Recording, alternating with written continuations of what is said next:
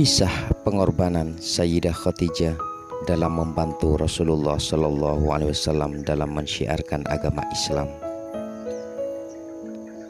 Ketika Rasulullah SAW berdakwah, orang-orang kafir Quraisy mulai menyakiti Rasulullah dan orang-orang yang beriman kepada beliau dan kepada agama yang dibawanya.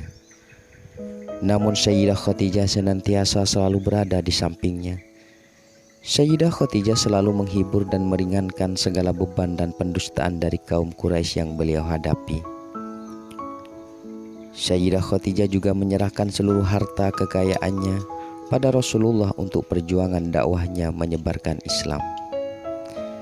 Setiap Sayyidah Khadijah melihat Nabi SAW sedih dan gelisah karena tantangan juga penghinaan kaum Quraisy terhadap ajaran Islam yang dibawa oleh beliau, maka ia pun segera bertindak sebaik mungkin untuk meringankan kesedihan beliau, menghidupkan kebahagiaan dalam hatinya, memberi semangat untuk ketegaran jiwanya. Rasulullah SAW pernah bersabda, wanita dinikahi karena 4 hal: sebab hartanya, sebab kedudukannya, sebab kecantikannya, dan sebab agamanya. Maka pilihlah yang beragama agar berkah kedua tangannya. Akan tetapi Sayyidah Khadijah memiliki 4 hal tersebut: harta kekayaan, kedudukan, kecantikannya, lebih-lebih lagi agamanya sangat kuat dan terpercaya. Maka Sayyidah Khadijah adalah wanita yang sangat mulia dan istimewa di muka bumi. Sebab Sayyidah Khadijah bukan hanya memberi dukungan dan selalu menenangkan Rasulullah, namun harta bendanya dan jiwa raganya juga dikorbankan untuk perjuangan Rasulullah. Suatu ketika Rasulullah SAW pulang dari berdakwah. Beliau masuk ke dalam rumah. Sayyidatul Khadijah menyambut dan hendak berdiri. Rasulullah SAW meminta Sayyidatul Khadijah tidak beranjak dari tempatnya. Waktu itu Sayyidah Khadijah sedang menyusui Fatimah, putrinya yang masih kecil.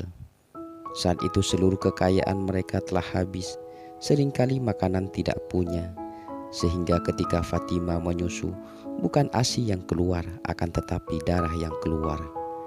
Kemudian Rasulullah SAW mengambil Fatimah dari gendongannya, lalu diletakkan di tempat tidur. Rasulullah SAW yang lelah dan letih seusai pulang berdakwah dan menghadapi segala caci maki dan fitnahan dari kaum Quraisy, lalu berbaring di pangkuan Sayyidah Khadijah sang istri. Rasulullah SAW pun tertidur sejenak. Sayyidah Khadijah membelai kepala Nabi SAW dengan penuh kelembutan dan rasa sayang. Tak terasa air mata Khadijah menetes dan mengenai pipi Rasulullah SAW. Kemudian Rasulullah SAW terbangun dan seraya bertanya, "Wahai Khadijah, mengapa engkau menangis? Adakah engkau menyesal bersuamikan aku Muhammad?" tanya Rasulullah dengan lembut. "Dahulu engkau wanita bangsawan yang kaya raya dan engkau mulia.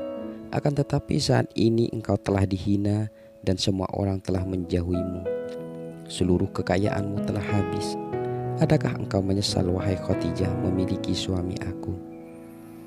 Sayyidah Khadijah berkata, "Wahai Rasulullah, bukan hal itu yang aku tangisi. Dahulu aku mempunyai kemuliaan.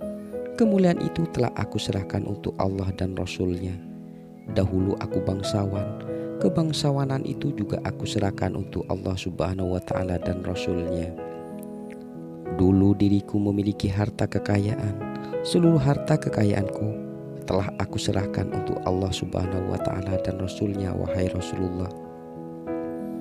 Aku sekarang sudah tidak punya apa-apa lagi. Akan tetapi engkau tetap masih terus memperjuangkan agama Islam.